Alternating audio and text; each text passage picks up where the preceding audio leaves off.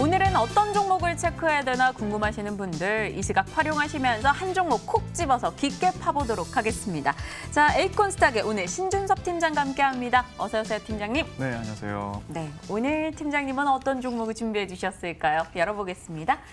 네 박자 종목, 실적 받쳐주는 알짜주를 주목하자 대정화금 이야기 해주신다고 합니다. 제약 바이오 쪽 최근 분위기가 사실 그렇게 좋다고는 볼 수 없어요. 대장주부터 막 줄줄이 떨어지고 있었는데요. 이 종목을 이 타이밍에 주목하는 이유가 어떤 걸까요? 네, 일단 뭐 제약바이오 안에서도 이제 옥석 가리기는 충분히 지금 이루어지고 있다고 네. 보고 있고요. 또 바이오 같은 경우에는 이제 이미 시장 안으로 시장 안에서 충분히 이제 선반영이 좀 됐다고 볼 수가 있는데 대정화금 같은 경우에는 이따 잠시 후에도 좀 자세히 말씀을 드리겠지만 이제 시약 쪽이랑 원료 의약품 쪽을 좀 주력으로 하고 있는 업체입니다. 즉 이제 전방 산업 자체가 상당히 좀 넓은 편인데 네. 그 중에서도 새로운 이제 그 성장 동력으로서 포석을 지금 원료 의약품 쪽에 좀 두고 있는 상황이거든요. 그쪽으로 좀 봤을 때는 실제 또 정부에서도 아무리 이제 지금 제약바이오가 많이 뭐 거품이 있다고 하더라도 잘 가고 있는 기업들 같은 경우는 실제 시가총액 상위 종목들의 어느 정도 대다수가 포진이 되면서 시장을 견인을 하고 있단 말이에요. 그런 거 봤을 때는 동사에 대한 실제적으로 후방 산업 쪽에서 지금 포진을 하고 있는 대정화금에 대해서도 충분히 좀 기대를 해볼 수 있을 걸로 좀 예상이 되기 때문에 오늘도 일단 가지고 왔습니다. 네.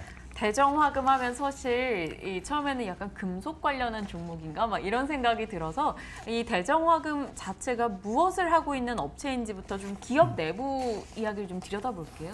네, 그 앞서서 이제 금속 쪽도 말씀을 해주셨는데 네. 실질적으로 동사는 이제 제약바이오뿐만이 아니라 이 시약 자체로 봤을 때는 시약을 일단 계속 만들어내는데 수출도 하면서 국내 쪽에 좀 유통도 하고 있어요. 근데 그 시약이 어디에 쓰이냐면 우리가 잘 알고 있는 뭐 기업이나 이제 병원, 뭐 학교 등에서도 이제 뭐 실험용이나 실질적으로 이제 의약품을 만들어내는 이제 제조용으로도 쓰기도 하고요. 실제 철강 쪽부터 이제 좀 다양한 산업 쪽에서 좀 쓰이고 있거든요. 그런 거 봤을 때는 뭐 금속 쪽도 없지 않아 또 아니다라고 말씀드릴 수는 없을 것 네. 같고요.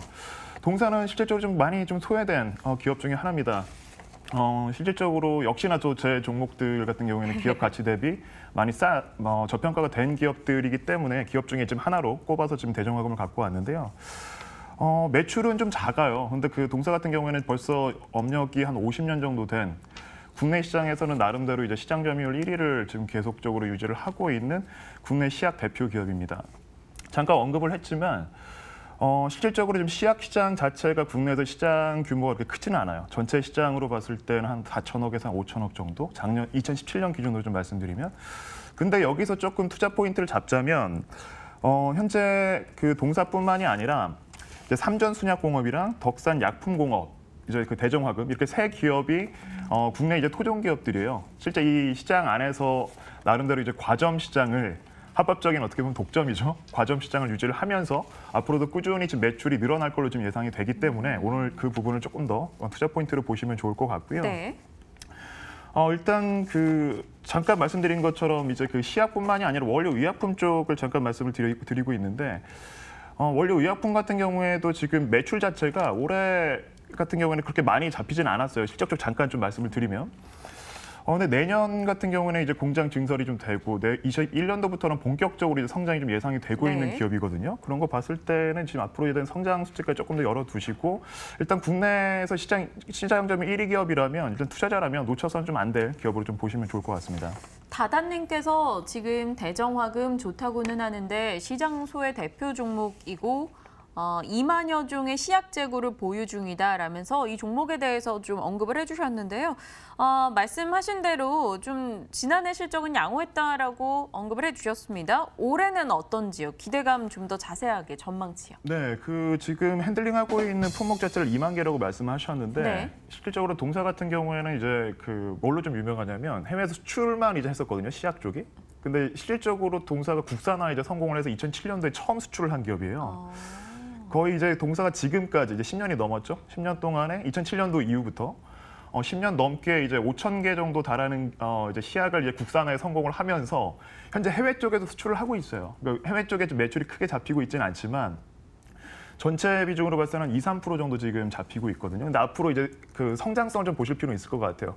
해외 쪽 같은 경우에는 현재 뭐 일본, 베트남, 말레이시아, 싱가포르, 인도네시아, 이란, 사우디, 오만, 아랍에미리트까지 중동 지역은 거의 다 뭐 아우르고 있고요. 그런 걸 봤을 때는 지금 동사의 이런 경쟁력들 또 이제 국산화를 이제 성공을 함에 따라서 이제 어떻게 보면 이제 그 수익성 자체가 많이 올라갔겠죠.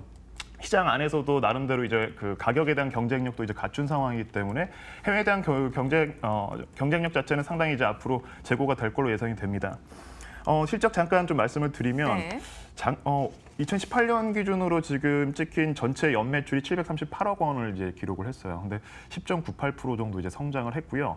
영업이익 같은 경우에는 92억 기록했습니다. 전년도 동기 대비 한 2% 정도밖에 되지 않는데 동사 같은 경우에는 조금 더 공격적으로 지금 R&D 쪽이랑 아까 잠깐 언급을 했던 이제 공장 증설 쪽에 투자를 계속 재투자를 하고 있는 상황이기 때문에 앞으로에 대한 포석으로 보시면 될 것 같아요. 그런 거 봤을 때는 올해 역시도 한 15%대 정도 성장이 좀 예상이 되고 있고요.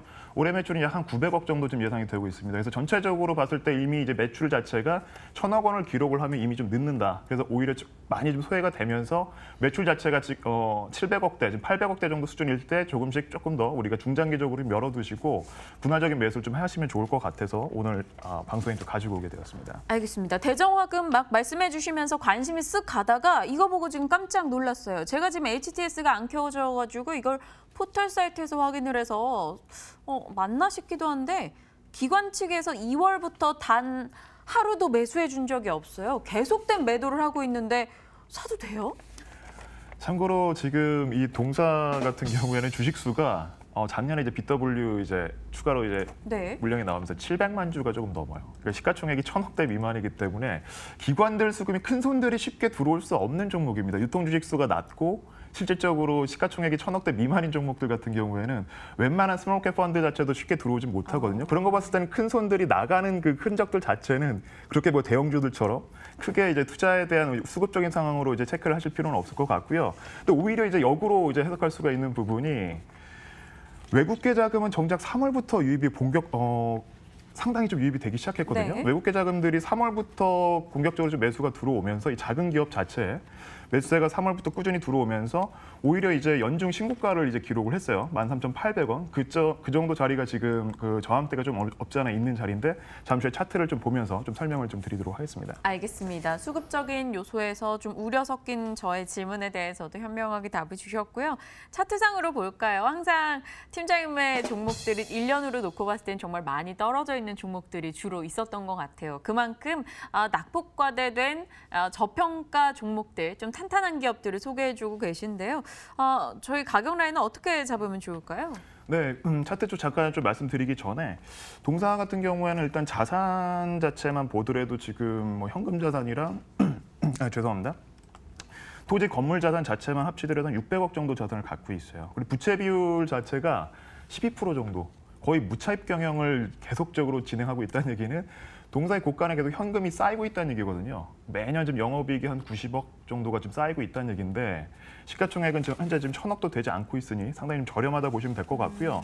잠깐 언급했던 매년 15%에서 12% 정도 지금 매출이 성장을 하고 있는데 잠깐 차트를 보시면요. 좀 월봉을 보여드려야 될 것 같아요. 네. 실질적으로 2015년 때 잠깐 이제 상승을 했었고요. 그때 최고가인 2350원을 이제 기록을 한 이후로 제대로 된 이제 상승을 해야지는 못했어요. 근데 실질적으로 기업은 2015년 이후부터 40%가 넘는 지금 성장세가 지금 나오고 있거든요. 근데 주가는 제자리란 얘기죠. 그런 거 봤을 때는 지금 소외라는 그 자체는 투자자들 입장에서는 상당히 저렴하게 살 수 있는 중요한 또 투자 포인트다라는 것을 조금 더 말씀을 좀 드리고 싶고요. 일봉도 잠깐 말씀을 드리면 다만 지금 거래량이 상당히 작아 보일 수는 있어요. 근데 유통 주식수가 작고 또 소외가 되고 있기 때문이고 또 이슈 자체가 어떻게 보면 시장 테마랑은 묶이지 않다 보니까 수급 자체가 적은 건 사실입니다. 하지만 그냥 동사 순수한 일 거래량만 보셨을 때 평균 거래량이 1, 2만 주밖에 안 됐었거든요. 근데 3월부터 조금씩 지금 3만 주에서 5만 주대가 조금씩 이제 터치를 하고 있어요.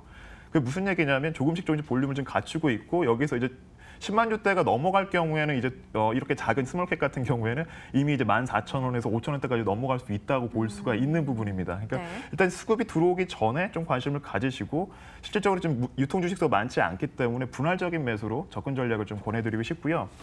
일단 1차적으로는 뭐 손절가는 그렇게 의미는 없을 수도 있지만 단기적으로 접근하시는 분들 같은 경우는 12,500원 정도 조금 깊게 좀 말씀을 드릴 수 있겠고요. 1차 목표가는 15,200원인데 현재 13,800원까지 없지 않아 조금 물량이 있어요. 근데 이걸 오히려 상회하면서 거래량이 수반될 경우에는 15,000원대까지도 훌쩍 넘어갈 수 있다고 지금 예상할 수 있겠습니다. 15,000원 이상대를 바라보자라고 대정화금에 대해서 이야기를 해주셨습니다. 자, 대정화금 오늘 소개를 받았고요. 채팅창에서도 많은 분들이 좀 조사를 해주고 계십니다. 며칠 전 매수했지요라는 분도 계시네요. 네 박자 차트 한번 열어볼게요. 점수 어떨까요? 대정화금 보겠습니다. 실적 부분은 만점 주셨고요. 이슈, 수급 부분은 기관 때문에 조금 짜게 주신 것 같긴 한데요. 대정화금 기억해볼 포인트 뭘까요? 일단 성장 쪽을 계속 말씀을 드리고 있는데 앞서 그 2만 개에 달하는 시약 중에서 여전히 지금 수입을 하고 있는 비중이 상당히 높습니다. 전체 그 시장에서는 4천억밖에 안 된다고 말씀을 드렸잖아요. 네. 근데 여기서 이제 성장 수치가 국산화를 이제 2만 개 중에서 수입하고 있는 게 앞으로도 계속 국산화를 시킬 때는 동사의 매출로 계속적으로 수익성과 성장성이 찍힐 수밖에 없다라는 부분이고요. 해외에 대한 공략이 본격화되고 있고 공장 증설까지 돼서 이 부분이 이제 매출까지 잡힐 경우에는 동사가 또 본격적으로 이 주가에 대한 이제 상승이 좀 가시화가 될 걸로 좀 예상이 됩니다. 알겠습니다. 신 팀장님과 이야기를 나눠본 종목 오늘 대정화금이었고요. 시간이 조금 허락해서 그 질문 한번 드려보고 싶어요. 신 팀장님께서는 종목을 제가 알기로는 굉장히 긴 시각 투자하신다고 들었어요. 오래 끌고 가시는 편이신데요. 보통 한 종목 해가지고 어느 정도 기간 투자하세요?